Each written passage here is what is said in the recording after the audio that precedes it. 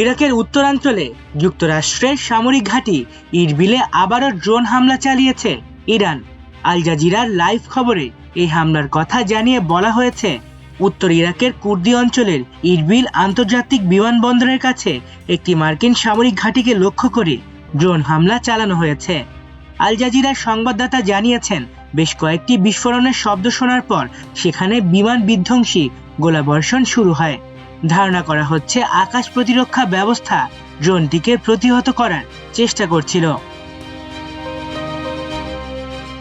এই ঘটনার বিষয়ে তাৎক্ষণিকভাবে মার্কিন বা ইরাকি কর্মকর্তাদের পক্ষ থেকে কোনো মন্তব্য পাওয়া যায়নি। এদিকে হিজবুল্লাহ জানিয়েছে তারা ইসরায়েলের হাইফা নেভেল বেসে হামলা চালিয়েছে। আল জাজিরা জানিয়েছে স্থানীয় সময় রাত ৮টায় এই হামলা চালানো হয়। ইসরায়েলে খেইবার শেকান ক্ষেপণাস্ত্র ব্যবহার করে ইসরায়েলকে লক্ষ্য করে আরেক দফা ক্ষেপণাস্ত্র হামলা চালিয়েছে ইরান। হামলা চালানোর পর ইসরায়েলের উত্তরাঞ্চল জেরুজালেম ও তেল আবিবে সাইরেন বেজে ওঠে। ইরানের ইসলামিক রেভলিউশনারি গার্ড কোর্পসের জনসংযোগ বিভাগ বলেছে তারা মার্কিন ও ইসরায়েলি লক্ষ্যবস্তুতে সফলভাবে ড্রোন ও ক্ষেপণাস্ত্র হামলা চালিয়েছে। আইআরজিসি জানায় খেইবার শেকান ক্ষেপণাস্ত্র ব্যবহার করে এই হামলা চালানো হয়েছে। তাদের দাবি এ ধরনের অস্ত্র লক্ষ্যবস্তুতে নিখুঁতভাবে আঘাত হানতে সক্ষম। এদিকে ইসরায়েলি ঘাঁটি লক্ষ্য করে রকেট হামলা চালিয়েছে হিজবুল্লাহ। লেবাননের সশস্ত্র গোষ্ঠী হিজবুল্লাহ বলেছে তারা সাফেদের কাছাকাছি একটি ইসরায়েলি ঘাঁটিতে রকেট হামলা চালিয়েছে।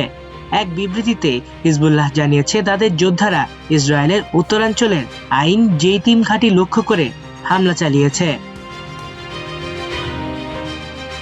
ওদিকে ইরান যুদ্ধ শুরুর পর যুক্তরাষ্ট্রের বেশ কিছু সৈন্য আটকের কথা জানিয়েছেন ইরান জাতীয় নিরাপত্তা কাউন্সিলের প্রধান আলী লারিজানি।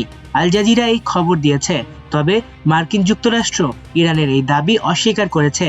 মার্কিন যুক্তরাষ্ট্রের সেন্ট্রাল কমান্ড সেনকম জানিয়েছে ইরানের এই দাবি সঠিক নয়। এই দাবির মাধ্যমে ইরান আবারও প্রমাণ করল তারা মিথ্যাবাদী। এদিকে যুক্তরাষ্ট্র ইসরায়েলের কাছে আরো 20,000 বোমা বিক্রির সিদ্ধান্ত নিয়েছে। এর মূল্য প্রায় 650 মিলিয়ন মার্কিন ডলার। আল জাজিরার খবরে বলা হয়েছে কংগ্রেসকে বাইপাস করে ট্রাম্প এই অস্ত্র বিক্রির সিদ্ধান্ত নিয়েছেন। যুক্তরাষ্ট্রের পররাষ্ট্রমন্ত্রী মার্কো রুবিও জরুরি পরিস্থিতি বিরাজ করছে বলে কংগ্রেসকে পাশ কাটানোর কথা বলেছেন। মাল্টিমিডিয়া ডেস্ক, আমার দেশ।